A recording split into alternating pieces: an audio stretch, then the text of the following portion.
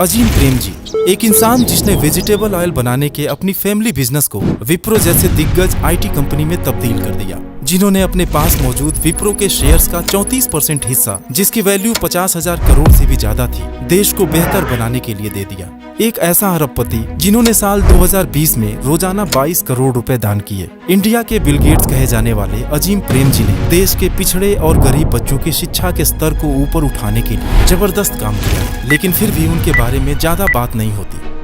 आज की हमारी वीडियो में हम अजीम प्रेमजी की इंस्पायरिंग लाइफ स्टोरी और विप्रो के बिजनेस एम्पायर के बारे में जानने वाले हैं।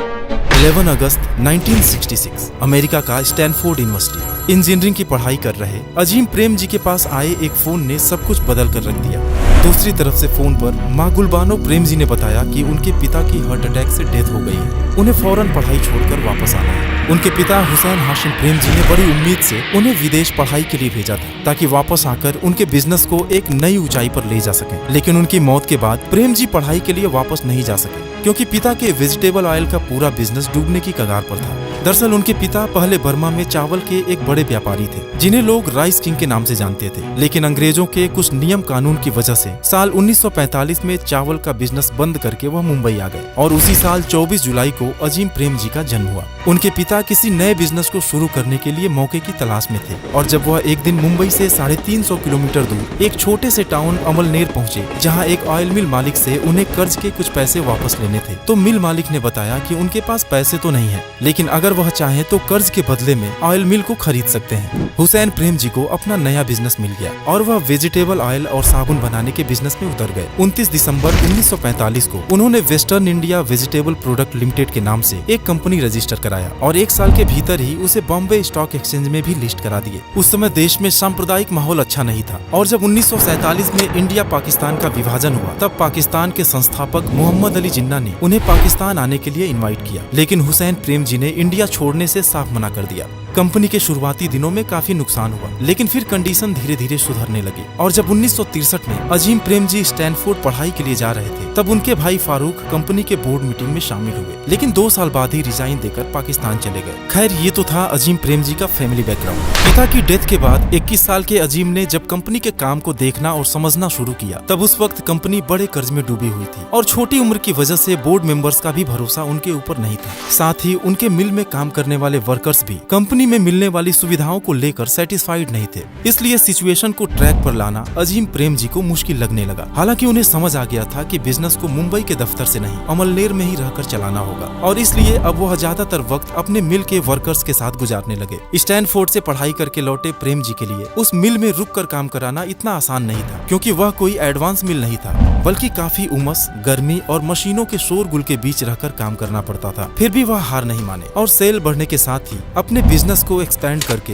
वेजिटेबल ऑयल के अलावा साबुन, शैम्पू और बेबी केयर प्रोडक्ट्स भी बनाने लगे। बिजनेस अच्छा चलने लगा, लेकिन इंजीनियरिंग की पढ़ाई किए हुए अजीम प्रेमजी इस तेल साबुन के बिजनेस से आगे निकलना चाहते थे, क्योंकि इसमें कच्चे माल की कमी और पाम ऑयल के इंपोर्ट पर सरकारी कंट्रोल की वजह से ग्रोथ एक लिमिट तक ही पॉसिबल था। लेकिन मजबूरी यह थी कि आमदनी का कोई दूसरा जरिया भी तो नहीं था। फिर 1975 में उन्होंने हिम्मत करके हाइड्रोलिक कंपोनेंट्स बनाने के बिजनेस में कदम रख दिया, और अमेरिका में बढ़ते हुए कंप्यूटर के मार्केट को देखकर इंडिया में भी आईटी बिजनेस की तरफ रुख करने की योजना बनाने लगे। लेकिन उस वक्त देश में इमरजेंसी लगी हुई थी। 1977 में जैसे ही इमरजेंसी खत्म हुई और मोरारजी देसाई देश के प्रधानमंत्री बने, तो सरकार के एक फैसले ने अजीम प्रेमजी के आईटी बिजनेस के ड्रीम को हकीकत में बदल दिया। असल में सरकार ने एफडीआई और सभी विदेशी कंपनीज के लिए कुछ ऐसे रूल्स लागू कर दिए, जिसे फेमस आईटी कंपनी आईबीएम मानने को तैयार नहीं हुई, और इंडिया से अपने बिजनेस को समेट लिया। आईबीएम के जाने से इंडियन कंप्यूटर मार्केट में जो एक बड़ा गैप क्रिएट हुआ, उसमें अपनी जगह बनाने के लिए अजीम प्रेमजी 1979 में कंप्यूटर और आईटी सेक्टर में भी उतर गए, और अमेरिका की सेंटिनल कंप्यूटर कारपोरेशन के साथ मिलकर मिनी कंप्यूटर बनाने लगे।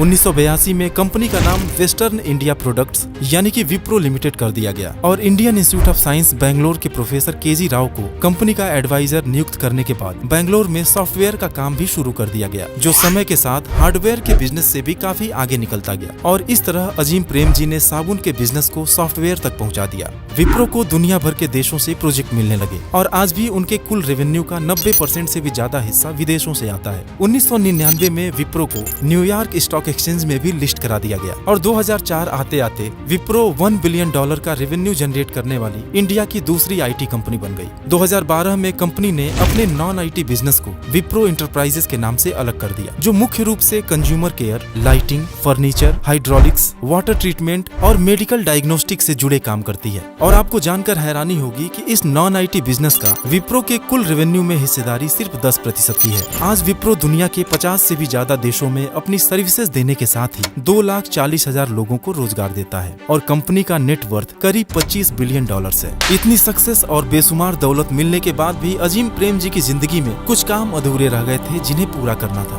1995 में अजीम प्रेम जी ने दोबारा से पढ़ाई शुरू की और उसी स्टैनफोर्ड यूनिवर्सिटी से बैचलर ऑफ साइंस की डिग्री हासिल की, जहां से करीब 30 साल पहले पढ़ाई छोड़नी पड़ी थी। आज अजीम प्रेम जी अपनी सिंप्लिसिटी और जमीन से जुड़े हुए इंसान के तौर पर जाने जाते हैं। उनकी जिंदगी में फिजूल खर्ची की कोई जगह नहीं है। सस्ते कपड़े और सस्ती गाड़ियां इस्तेमाल करते हैं। हवाई यात्रा भी इकोनॉमी क्लास में करते हैं। कहा जाता है कि उनके ऑफिस में पेपर पर दोनों तरफ प्रिंट करने का निर्देश है, जिससे कि पेपर के वेस्टेज को बचाया जा सके। और ऑफिस से सबके जाने के बाद ही वह बत्ती और पंखे बंद करके घर जाते थे। एक बार तो मीटिंग के दौरान उन्होंने ऑब्जर्व किया कि लोग अपनी कॉफी पूरी नहीं पी रहे, तो उन्होंने सारे ऑफिसेज में कप का साइज ही छोटा करा दिया। उनके बारे में ऐसे ढेर सारे किस्से हैं जिसकी वजह से कुछ लोग उन्हें चीप और मिडिल क्लास मेंटालिटी, तो कुछ लोग कंजूस बिलियनियर कहकर बुलाते हैं। लेकिन अगर सोचा जाए तो आखिर इतने पैसे कमाने का फायदा ही क्या है? उनके कुछ तो सपने होंगे जिसे वह पूरा करना चाहते होंगे। जी हाँ दोस्तों, उन्होंने सपना देखा था एक शिक्षित भारत का, और अपने इसी सपने को पूरा करने के लिए